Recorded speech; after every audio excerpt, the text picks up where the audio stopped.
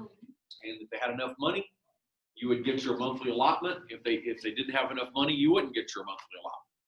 And so you had to sign a statement before you went that you knew you were going by faith, that headquarters was not guaranteeing you a salary.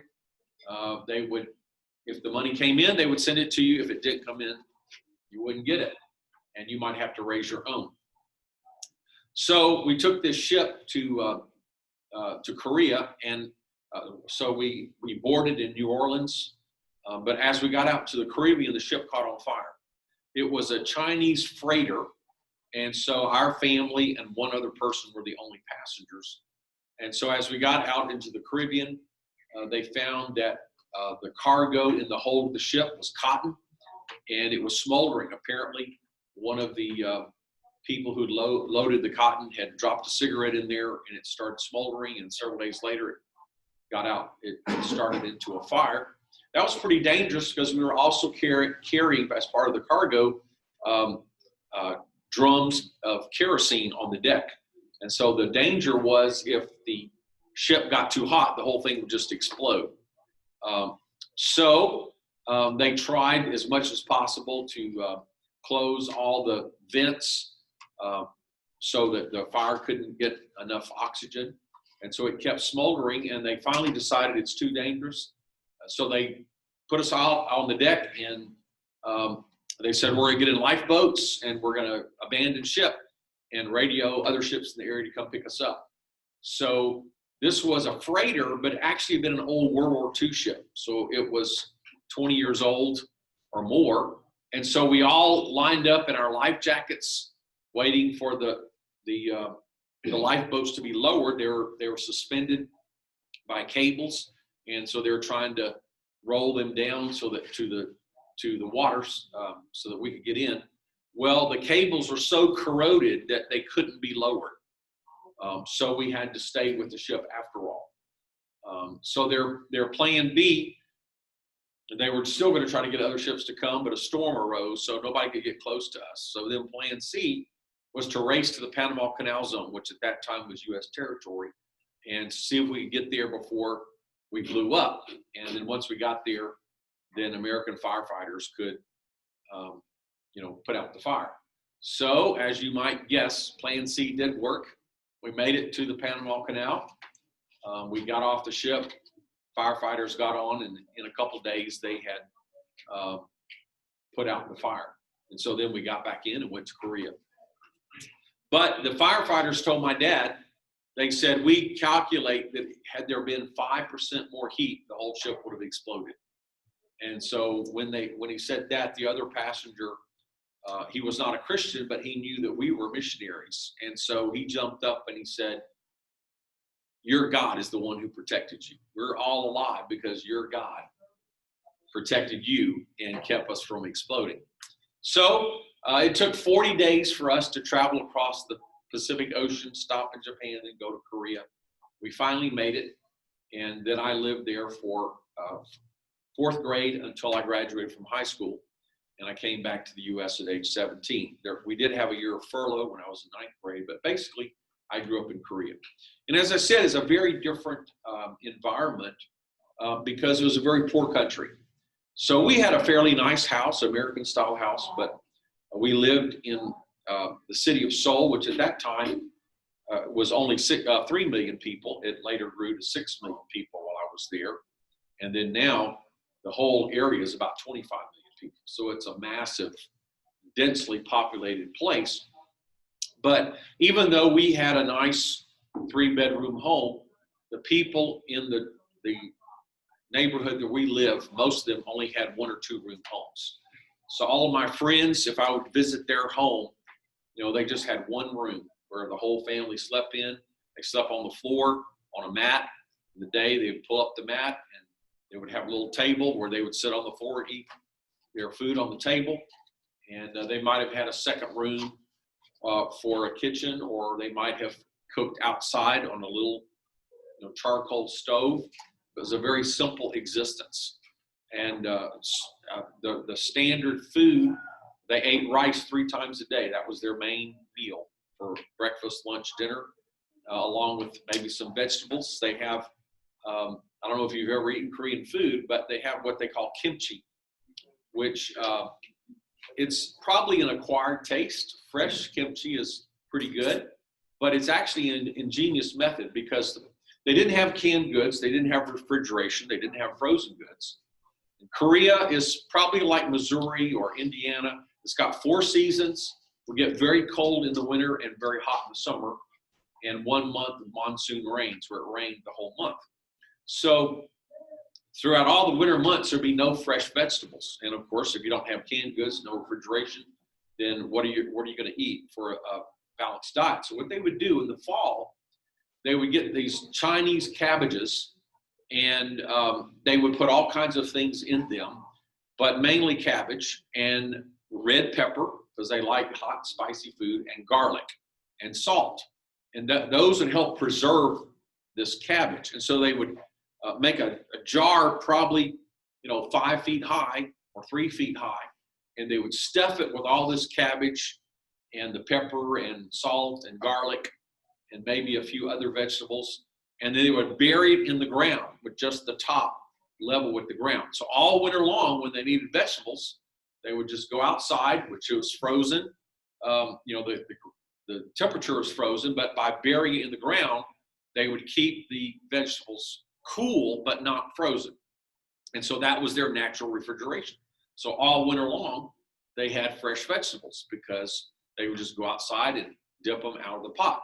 Of course, after 2 or 3 months, this would ferment. And so you have the unique, hot, spicy, garlicky, somewhat fermented taste. So it'd be kind of like taking sauerkraut and dousing it with red pepper, and maybe that's an approximation of what it might taste like. And of course, with the garlic, it was very pungent, and you could brush your teeth several different times, and you still smell like garlic. But it didn't matter because everybody in the whole country ate it, so there's no problem. But if you didn't eat it, you'd get on a bus that's packed, and you'd just be overwhelmed by garlic wherever you go. So anyway, we had a very good private school for English-speaking people. So I was raised with an American-style education. So when I went to school, it was American culture in our home, and my mom did a good job of cooking food American style, even though we were very limited in our selection. We were from Louisiana, so we're used to eating rice. That was no problem. So our main dinner was rice and gravy, maybe a little bit of ox meat in there for flavor, but almost too hard to eat. So we were able to get by with American style food. But when we went to church or or in the neighborhood or anything we're doing, of course, that was Korean culture. So I grew up in 2 different cultures, 2 very different cultures. Korea, of being an Asian culture, it's very different from American culture. Today, around the world, through video technology, the internet, communications, movies, television, there's more of a kind of a world awareness of a global culture. But back then, communication was very limited. So think about it. There was no internet, there's no email, there were no cell phones. They did have landlines, but for overseas, they would have to put a cable under the sea. There's no satellites.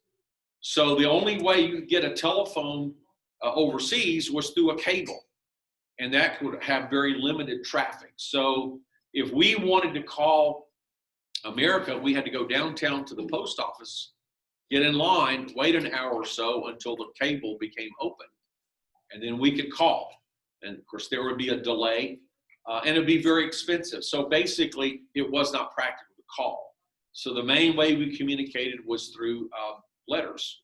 And they had airmail, airograms that you could buy inexpensively, 1 page that you could fold up. That was our main communication.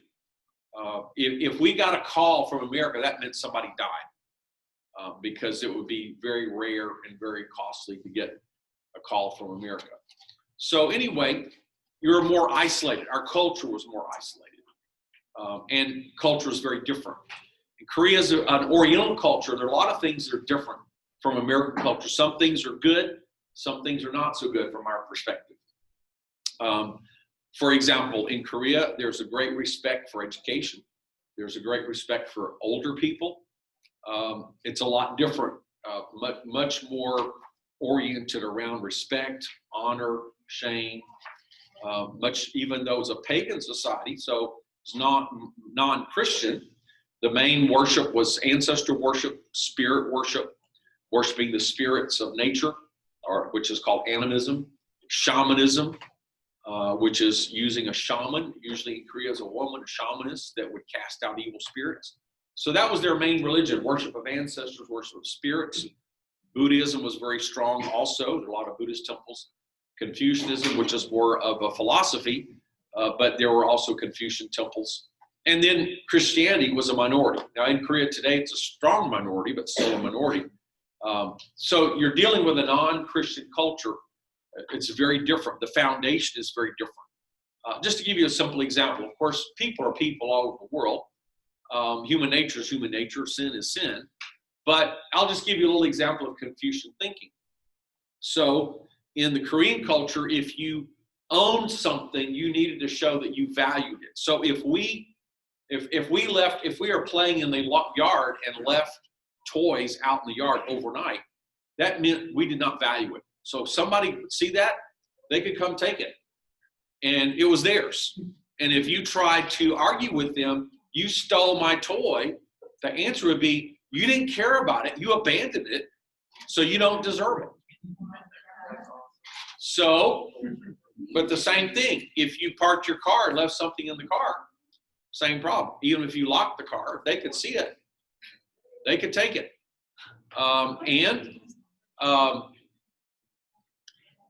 You know, and of course, being a poor country, there was a lot of theft. There wasn't a lot of violence, but we had to have a fence or a wall around our property to protect our property. And of course, we had to have bars on our windows, and we had to lock the door from the inside. We never left the house unattended. So we always had to have a housekeeper or somebody.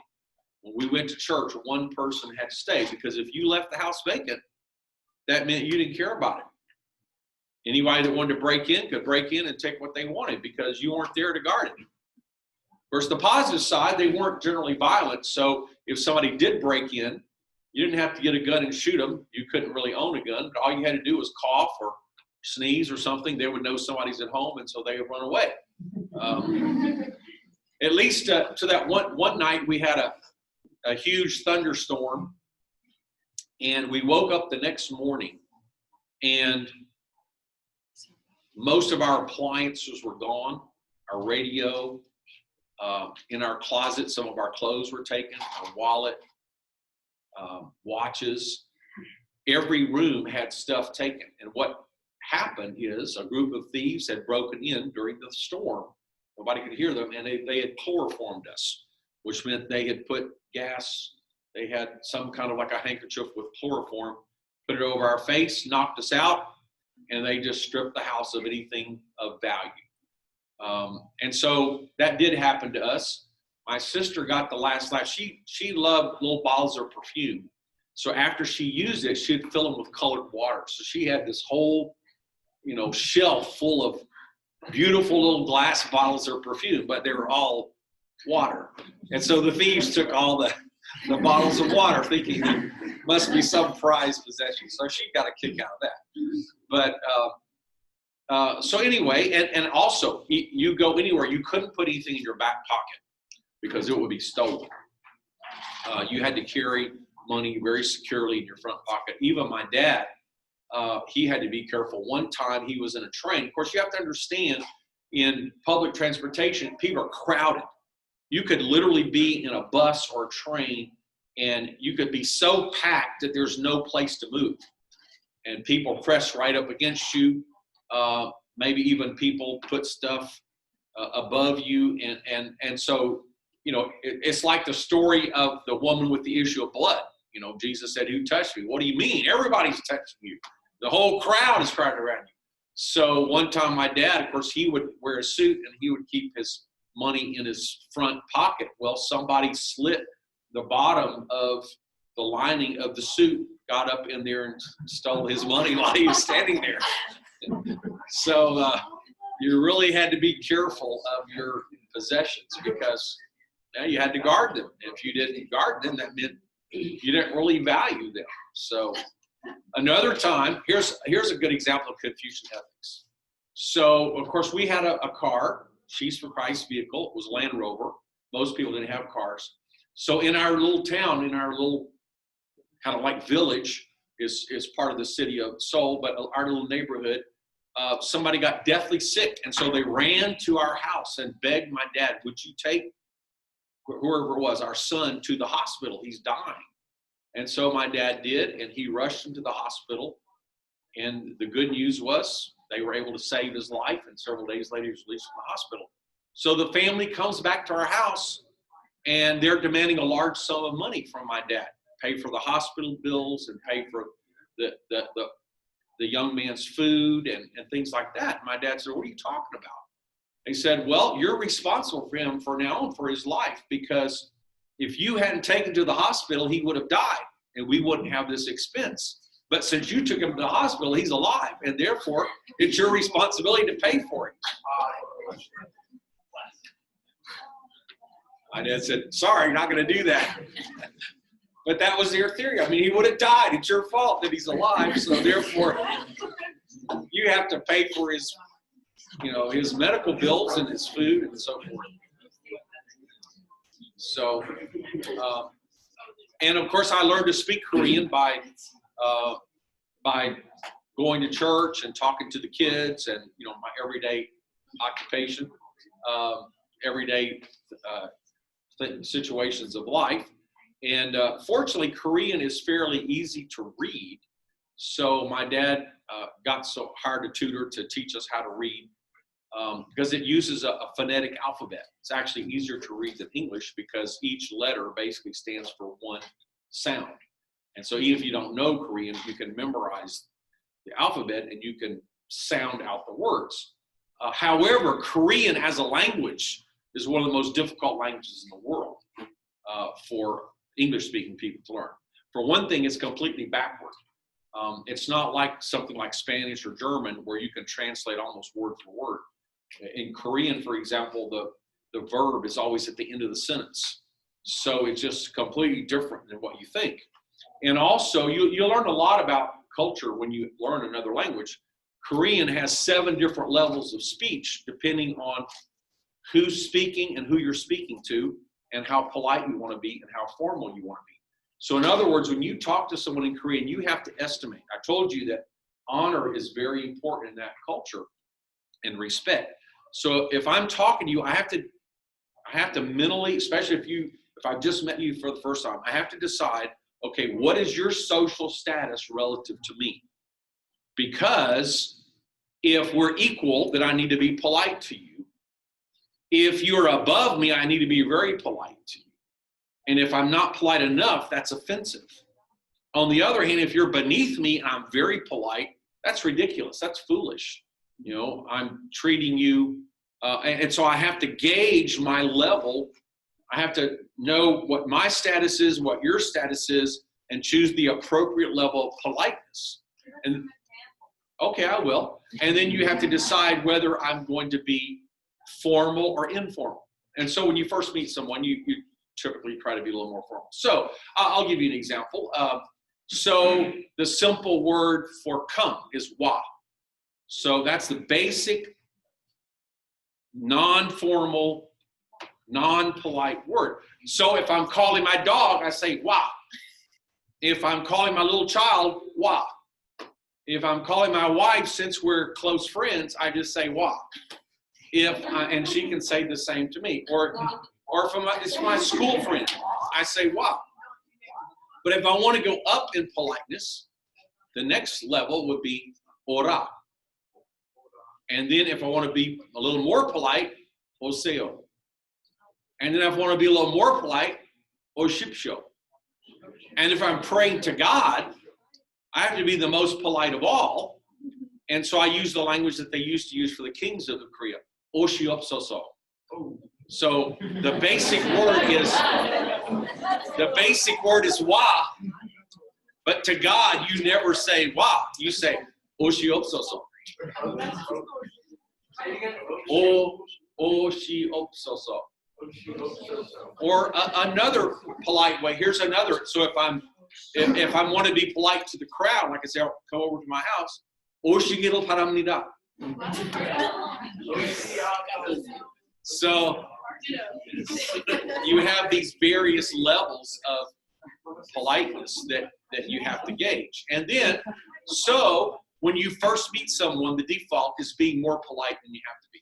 But after you get a good relationship, you can be less formal and less polite. And then if you want to be close friends, sometimes this is how you become a close friend. You say, can we talk, they call it half language, so simple language. Can we talk simple language to each other? In other words, can we be friends? Let's dispense with politeness. Now, this allows a lot of interesting subtleties. So if I'm talking to a stranger and I use the impolite form, that's extremely rude. Okay? So without saying anything mean, I just switched to an impolite form. I've just given a huge insult, like I've cursed the person, without saying a bad word. Or if we're friends and we get into an argument, and I want to show I am really so angry with you, you're not even my friend anymore, I just switched to a polite form.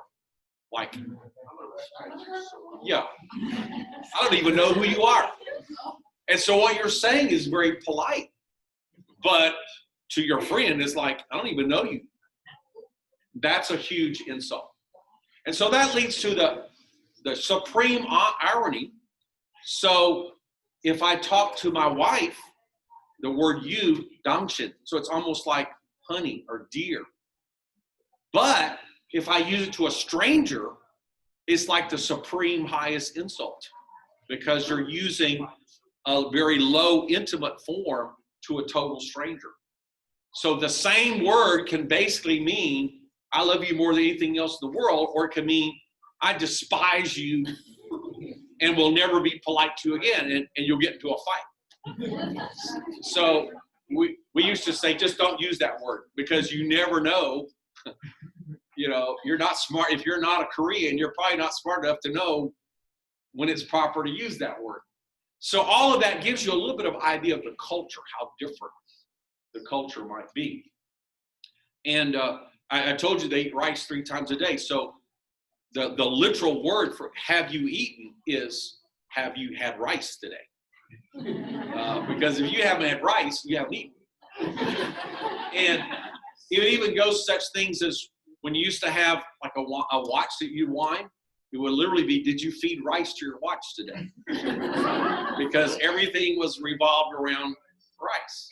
Yes. And yeah, pamongani, that means have you eaten rice today? And then also another interesting thing, to say a greeting like what we say, hello, how are you doing? Annyeonghaseyo is literally, are you in peace? Because, you know, Korea has a very troubled history, so they value peace so very highly. So the literal greeting is, are you in peace? And the same way when you leave, go in peace or stay in peace. So the person that's going will say, 안녕히 계세요, which means stay in peace. And the person that's staying will say, 안녕히 가세요, which means go in peace. But it's 2 different words for goodbye. You don't say the same word for goodbye. It depends on whether you're coming or going. And then when it's time to go to sleep, it would be sleep in peace. 안녕히 주무세요. And the same way, when you get up in the morning, like a guest in your house, 안녕히 주무세요. Did you sleep in peace? It's all centered around peace. And I told you about the politeness. So that extends not only to the forms, but even to words. So there can be the informal word and the formal word. So if you're talking to your family, use one word for eating. Pamongani, did you eat? But to an honored guest, you would never say that. You would say, child chapchuseo. So it's 2 different words. And then Korean does a lot like what used to happen in the West, in Western society, when people wanted to use a more sophisticated language, they would use Latin words. So it's interesting, even English, a lot of our basic words come from German, but our more sophisticated words come from Latin. So we don't realize this, but, let's just say, if the Anglo-Saxon word, if you're going to talk about a pig, it's just pig. But if you're going to talk about the food, you use the French-based or the Latin-based word pork. So the same way with, like a chicken versus poultry, and a cow versus beef. So we do have those two levels, but we don't always realize them. But in Korean, they would use Chinese for the more formal things. So for example, we have two different ways of counting. One is the Korean word way. That's the Korean counting. The Chinese counting is il, I, sam, sa, o, yu, chil, pal, ku, ship. So whenever you're counting something, you have to know which system are you using. So with money, you use Chinese. Or with people, you use Chinese. But then other things, you use Korean.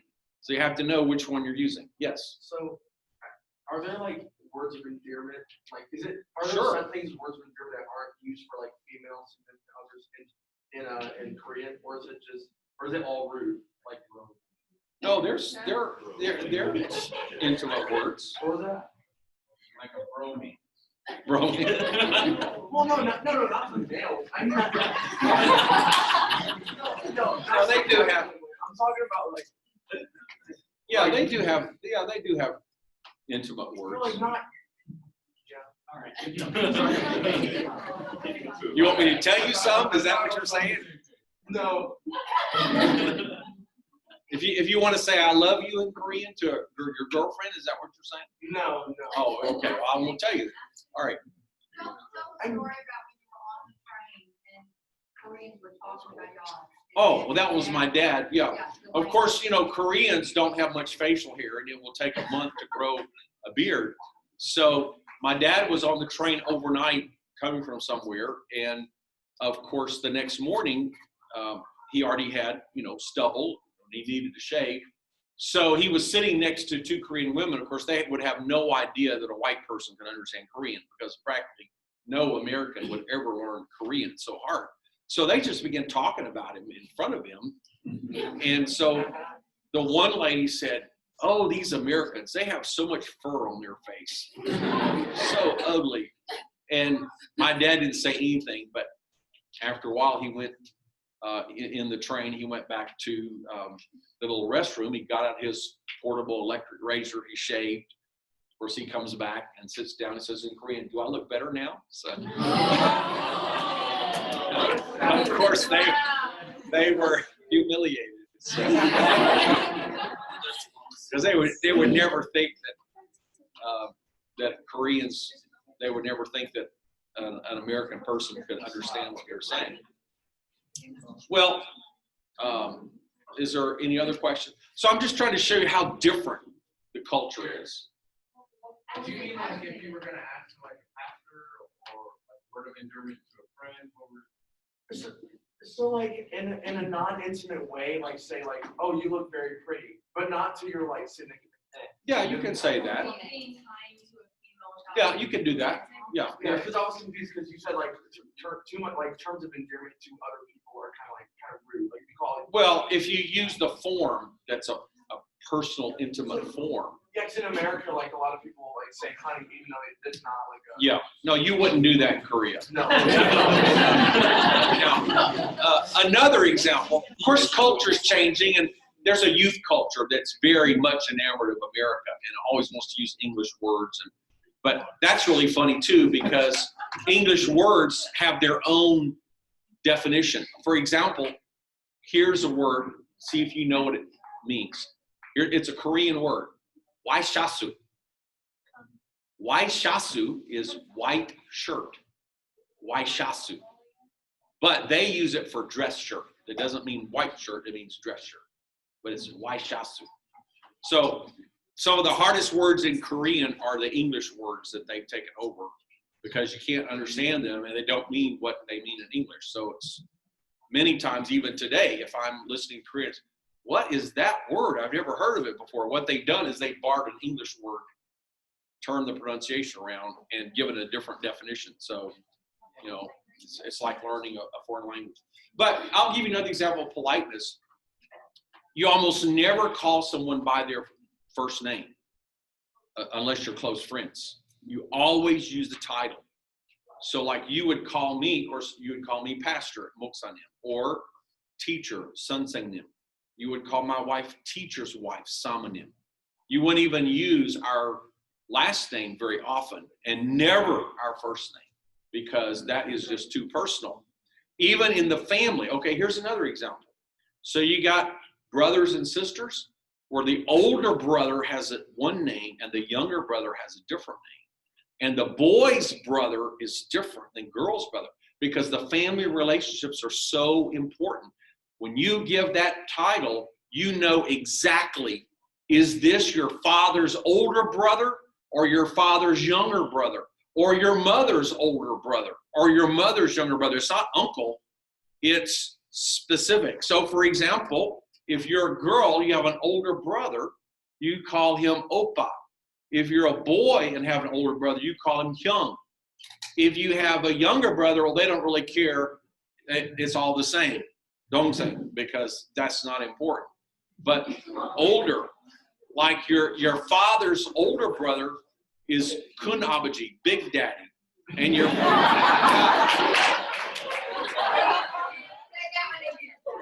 Kun Abaji.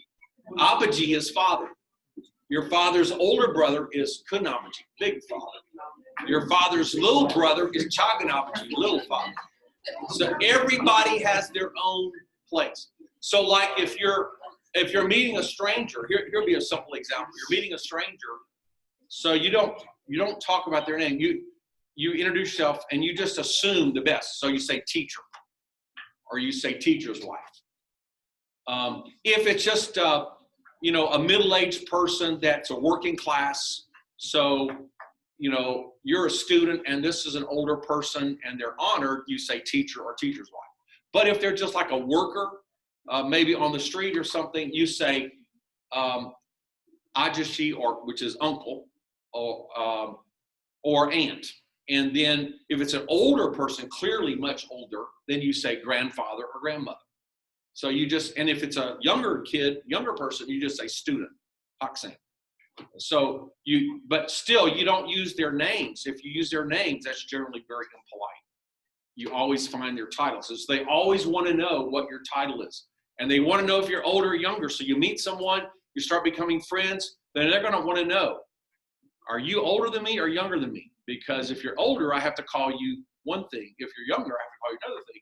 And if you're older, even if you're 6 months older, you get more respect. I'm your big brother, okay? I might be 1 year older than you, but I might be a student in the same class, but I'm your big brother. So status is very important. So that all has implications for theology too, because when you're in church, respect is a good thing and you take advantage of that, but it can be carried too far, right? So you have to give a Christian perspective on these things. Yes. So how did that work in school? Was there like always a hierarchy of kids? Like always a hierarchy? Well, I went to an American style school, so that wasn't much of a big thing. But in the Korean context, yes, all that is very important. You have to know the status of everybody that you're connected to. And family is very important. Your family connections are very important. Who you know, who's your friend, who's your family member, because you pick a fight with somebody, you're picking a fight with their whole family and with all their friends. So you got to be careful. Okay, let me move on. Let's talk about some other things. I had an interesting experience when I was 17 years old. So we're sitting in the house, and all of a sudden we hear, boom, boom, boom, boom, boom, boom. We never heard it before, but you could tell it was a large gun. And this was not a handgun, this is not a shotgun, this is artillery. It turned out it was anti-aircraft fire, which coming from an apartment, the roof of an apartment complex next to us. So in that environment, you're 25 miles away from North Korea. The North Korean communists are constantly threatening to kill you. American plane was shot down a few years before. American ship was confiscated by the North Koreans, captured. 1 year we had a commando team, I think it was 39 spies, invaded the South to assassinate the president. They got all the way downtown to the presidential palace, which is called the Blue House, before they were discovered. And there was a shootout downtown, and most of them were killed. Some of them ended up near our church where they were captured and killed. And so in that environment, and not only is there a threat of war, but there's also, because you're living in a dictatorship, there's also a threat of revolution. And so when we heard the gunfire, my mom and I were at home, we're thinking, this is war. So we run outside, and we realize that it's anti-aircraft gunfire coming from the top of an apartment complex. And then we see a helicopter coming down, and it crash landed near our house. Well, it was an American helicopter, a military helicopter, but they had crossed over the forbidden airspace that guarded the Capitol. And so they just got shot down. I mean, you cross the line, there's, with aircraft, there's no time for a warning. When you cross over the protected zone, I mean, they're just going to shoot you down. So even though it was an American aircraft, they didn't know what it was doing, who was piloting it, so they shot it down. So I was one of the first people on the scene. Of course, in a place like Korea where, it's not like America. If you walk in the city of Seoul, you're going to see hundreds of people all around you. You're never going to walk down the streets and see just a few people. You're always going to see hundreds of people everywhere. And so hundreds of people were converging on this helicopter, which had crash landed in a canal near our house. So I was one of the first on the scenes. Well, there were the two Americans, pilot and co-pilot. They were both injured. One of them had been shot in the neck. And so they're kind of dazed, didn't know what was going on. Well, about that time, my dad drove up, and he had come from an out-of-town trip. So he immediately saw what was going on. So he got out, went and talked to these two guys, and he said, I need to take you to the hospital as soon as possible. And they said, we can't leave the helicopter. It's American property. We're responsible. All these hundreds of people gathered around. We can't, it'll be stripped in minutes. We can't leave. My dad said, well, if I don't take you, you're going to die. And so he said, here's my son. He's an American citizen. He'll secure the helicopter. So they said, okay. So they took him. He took the two pilots to the hospital, and I stood on top of the helicopter yelling at people until they could radio for military people to come. So, I defended U.S. property. Well, let me fast forward. So after I entered ministry, I began writing books. I was teaching at Jackson College of Ministries, and then later I came to St. Louis and became associate editor for headquarters. And so I began to be invited to go to various countries to teach. At that time, we still had communist countries. The Iron Curtain would cover Eastern Europe. So Eastern Europe, Russia were communist countries. Most religious activity was forbidden. But we had some contacts, some churches, and we're starting to make inroads, but we had to do it secretly. We had to have secret house meetings.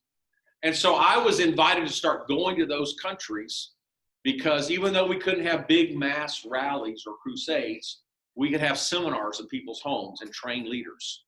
And they began to translate some of my books into various languages, and they could distribute them. So I remember one particular time, my wife and I were going to the country of Bulgaria.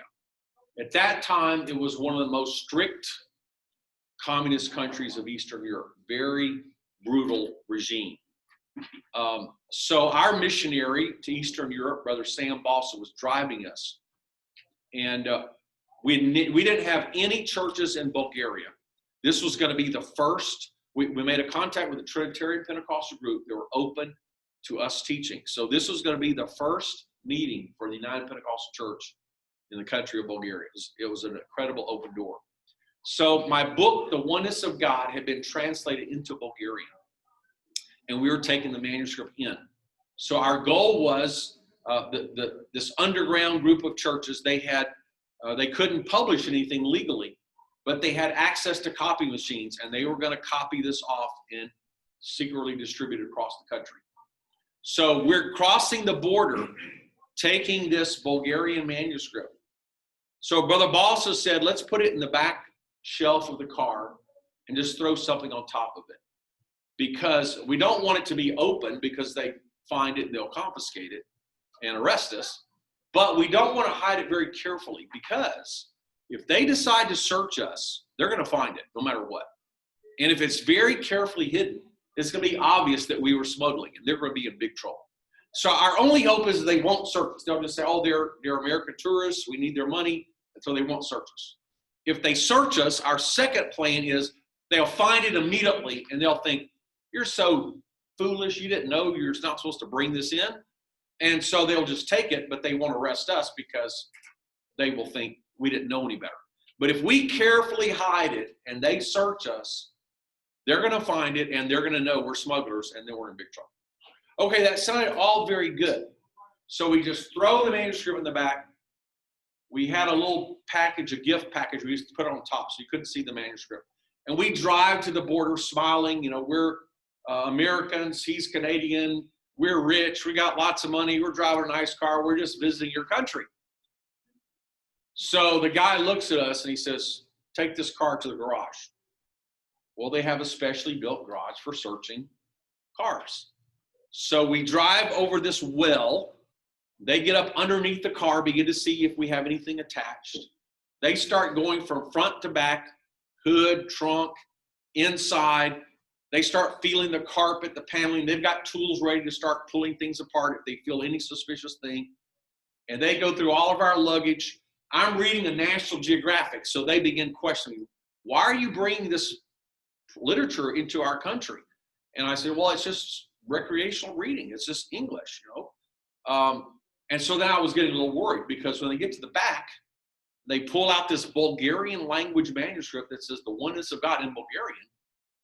If they're all upset over National Geographic, what are they going to do when they get this religious manuscript? So we're standing outside the car waiting for them to get there. So the guy picks up the package, tears it up. What's in there? Just a little gift. Well, when he does that, his hand brushes across the manuscript. And the manuscript is in full view. From the outside of the car, we can see in big letters, if you can read Bulgarian, we can see the oneness of God. It's right there. He never saw it. So after like 30 minutes or an hour of searching everything, he walks away. Well, Brother Balsa immediately motions to us. He tells some kind of joke, so we start laughing. We ask him later, what's going on? He says, well, what they do is they leave. The place is bugged. And so when they leave, the people are going to say, oh, thank God they didn't find our stuff. And so then they come back and start all over again. So he says, don't say anything. So they let us go. So I believe God protected us in that time. Well, now I do have to tell you this. Before, my wife was with me. She was expecting our son Daniel, our second son. So this was a pretty stressful day for her as an expectant mom. But before I left, our foreign missions director at that time, Brother Sism, he came up to me and says, Brother Bernard, and you have to understand, he's an older man. I'm a young guy. I'm, early 30s. And so he says, Brother Bernard, I'm so glad you're going to Bulgaria. This will be an open door for us. We've never been able to get there before. He says, you've got a great ministry just like the Apostle Paul. So I'm thinking, wow. He says, yes, if you get arrested and put in jail, you can just keep your writing ministry going just like the Apostle Paul. So I told my wife about it. She didn't think it was funny. So she said, are you sure we should be going? I said, well, we pray. We've asked God. If it's not his will to close the door, if he says go, we're going to just trust him. She said, are we going to be in trouble? I says, no, there's no danger. We'll be fine. So anyway, we finally make it to the capital city, to Sofia. And there's a hotel that's approved for foreigners. You can't just go in any hotel. You have to go where they tell you to. So we go to our room, and we have a bellman brings us the room. He walks the room. He goes immediately to the radio, turns it up full volume. And then he comes to me and he says, change money? Change. Because American dollars are very valuable. And the government would sell them at a high price. But on the black market, you can get lots of Bulgarian money for it. So he was wanting to make some money. Of course, I didn't want to do anything illegal. I didn't want any risk of anything. So I just said no. Well, after he left, I whispered to my wife, let's just talk about our tourist activities. She says, now this is my version, so you might ask her version later, but I said, let's just talk about our tours. She says, what's wrong with you? I said, that guy turned up the radio really loud before he made this offer. I think the room must be bugged. He knows it. So we got to be careful. She said, you've been reading too many spy novels. So anyway, we're supposed to meet Brother Balsa and our interpreter and the leader of the church that's going to meet us. So we follow his instructions. We wait at night. We go outside the hotel. We go down a dark alley, 2 or 3 blocks.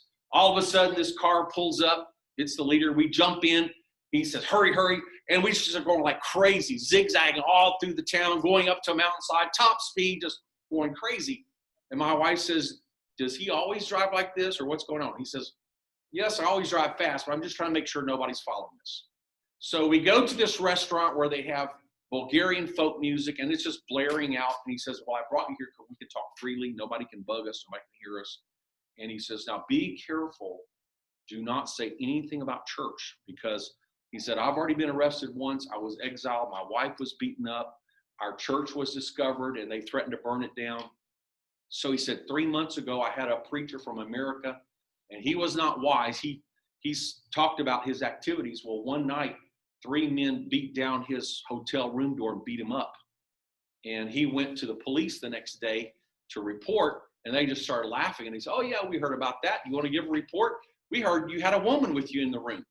Well, it was false, but basically they were saying, you want to report it? You want to make a big deal of it? Okay, we'll just say that the American preacher had a woman with him. In other words, you have no recourse. So the pastor said, just be very careful whatever you say. So we go back to the room, and of course, this time my wife believes, yeah, we could be bugged. So she says, I thought you said we would not be in any danger. Well, I said, we're not. I have you in the room with me. They can't say that about me, so we're good. And I'll close this first hour with this. So the next year I go back to Bulgaria. This time I'm taking my language, the New Birth manuscript in Bulgaria. Going by myself this time without the missionary, because they already made the contact. So I'm bringing my briefcase, and the manuscript is in the 3rd pocket of the briefcase. So I go through security, go through customs. They want to see nothing else but my briefcase. So I open the briefcase. So they go through the first pocket, pull everything out. And I'm thinking, oh no, what am I going to say when they get to the 3rd pocket? I don't want to tell a lie. That wouldn't be right. But I don't really want to tell them what I'm doing here either. So what am I going to say? So I'm praying. So then the guy puts his hand in the 2nd pocket. He just feels around it. And then he closes the briefcase. You're good to go. Never got to the 3rd pocket. So I ended up taking 5 trips to Bulgaria. And we have a good church there today. We were able to lead them into baptism in Jesus' name. And that's how we got open the country of Bulgaria. So that's enough for the mission stories. That's just a few of them. We're going to take a break. Have a 10-minute break. Don't forget, if you have any questions, you can stop by and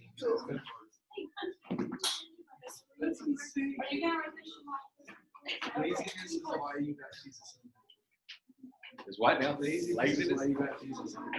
Well, maybe it was the Lord. Okay. I have a question. This may benefit everybody. Yeah. But I was thinking when you said the different ways that y'all spoke in prison, Yeah. and the different levels,